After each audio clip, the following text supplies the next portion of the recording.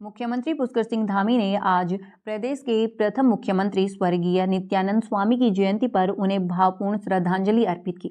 मुख्यमंत्री आवास पर आयोजित कार्यक्रम में उन्होंने स्वामी जी के चित्र पर पुष्प अर्पित कर उन्हें याद किया और कहा कि नित्यानंद स्वामी के नेतृत्व में राज्य की प्रशासनिक नींव सुदृढ़ हुई है। स्वामी जी का जीवन समाज और राष्ट्र सेवा के प्रति समर्पण, नैतिक मूल्यों और लोक कल्याण के आदर्शों का प्रेरक उदाहरण है।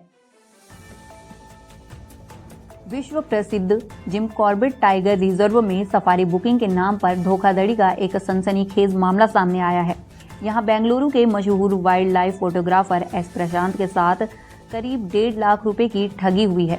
आरोप है कि रामनगर खताड़ी के रहने वाले फरमान नाम के व्यक्ति ने एयरपोर्ट टू एयरपोर्ट पैकेज और सफारी बुकिंग के नाम पर पीड़ित से मोटी रकम ऐठी, लेकिन मौके पर फर्जी परमिट थमा दिया और पीड़ित फोटोग्राफर जब अपनी महिला मित्र के साथ डिकाला जोन में सफारी के लिए पहुंचा तब जाकर उन्हें बुकिंग फर्जी होने का पता चला। इसके बाद पीड़ित के पुलिस को सूचना देने पर आरोपी फरमान को थाने ले जाया गया और मामले की जांच शुरू की गई। तो वहीं कॉर्बेट टाइगर रिजर्व के पार्क वार्डन बिंदल पाल ने कहा कि फर्जी वेबसाइट और टूर ऑपरेटर्स के खिलाफ पहले भी कार्यवाही की गई है और इस मामले में भी जाँच की जा रही है। देखिए, आपके माध्यम से जो मामला ये संज्ञान में आया है, ये किसी पर्यटक के साथ में इसके द्वारा फर्जीवाड़ा किया गया है, ठगी की गई है। पर ये फरमान नाम से कोई टूर ऑपरेटर हैं, तो इनके संबंध में जो भी कोई शिकायत अगर हमें मिलती है तो उसके विरुद्ध प्रचलित नियमों के अनुसार कार्रवाई भी की जाएगी। और पहले से ही कॉर्बेट के द्वारा एडवाइजरी जारी करके पर्यटकों को, सभी को, आमजन को सूचित भी किया गया है, सतर्क किया गया है कि फर्जी वेबसाइट, फर्जी टूर ऑपरेटर के चक्कर में ना पड़े। और अगर कोई ऐसा प्रकरण संज्ञान में आता है तो इसमें उचित कार्रवाई की जाएगी। वो की गई थी? हाँ, इसमें पूर्व में एक मामला था इसके द्वारा ठगी की गई थी, तो उसमें एक इसके द्वारा जो भी कार्रवाई जांच गतिमान है। भंडारी हत्याकांड को लेकर जारी बवाल के बीच बीजेपी के प्रदेश उपाध्यक्ष ज्योति प्रसाद गैरोला ने विपक्ष और प्रदर्शनकारियों को दो टूक जवाब दिया है। गैरोला ने कहा कि बीजेपी हमेशा कानून और संविधान का सम्मान करने वाली पार्टी है। साथ ही उन्होंने स्पष्ट किया कि निचली अदालत ने दोषियों को सजा सुनाई है और वे फिलहाल जेल में हैं।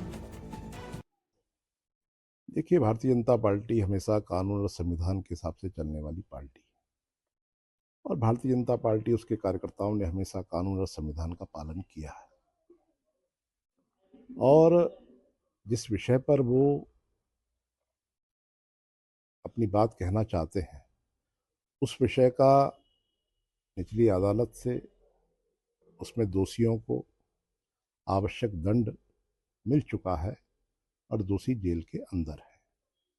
तो मुझे लगता है कि किसी के पास भी उससे संबंधित विषय या साक्ष्य हैं, उनको भी कानून का सम्मान करते हुए कानून के दरवाजे पे जाना चाहिए और अगर कुछ है जाना चाहिए, नहीं तो राजनीति में वितंडा करने के लिए सबके पास अवसर रहते हैं।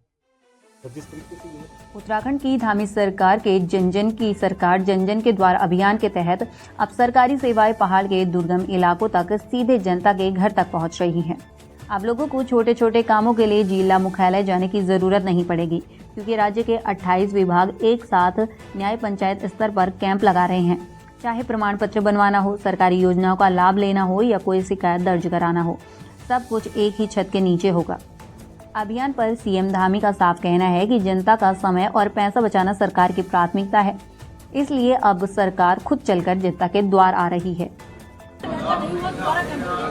देखिए, ये जन जन की सरकार, जन जन के द्वार, इसका उद्देश्य है कि समाज के अंतिम छोर में रहने वाले हर एक व्यक्ति को शासन, राज्य सरकार, केंद्र सरकार की जो योजनाएं उनका लाभ मिले। जो लाभार्थी योजनाएं चल रही हैं, उन योजनाओं के लिए उनको कहीं भटकना न पड़े। दूर दराज के इलाकों से लोगों को आने में, जाने में बहुत खर्चा करना पड़ता था, बहुत सारे संसाधन लगाने पड़ते थे, बहुत समय लगाना पड़ता था, बहुत जगह दफ्तरों के चक्कर लगाने पड़ते थे। इससे बचने के लिए इस सरकार और सरकार के सभी विभाग प्रशासन के उनके घर के पास पहुंचेंगे, उनके नज़दीक के पास पहुंचेंगे, उनके द्वार के पास पहुंचेंगे और उन समस्याओं का समाधान करेंगे। इसके लिए सभी जिलाधिकारी लगातार इसको कर रहे हैं, हमारे सभी कमिश्नर कर रहे हैं, चीफ सेक्रेटरी कर रहे हैं, प्रिंसिपल सेक्रेटरी कर रहे हैं और मैं स्वयं भी और इसके साथ साथ हमारे सभी जनप्रतिनिधियों से भी मैंने आह्वान किया है कि वो अपने अपने क्षेत्रों में जाकर लोगों की समस्याओं के समाधान में लोगों का सहयोग करें, समन्वय का काम करें, इन सभी शिविरों में सहभागिता करें। धन्यवाद।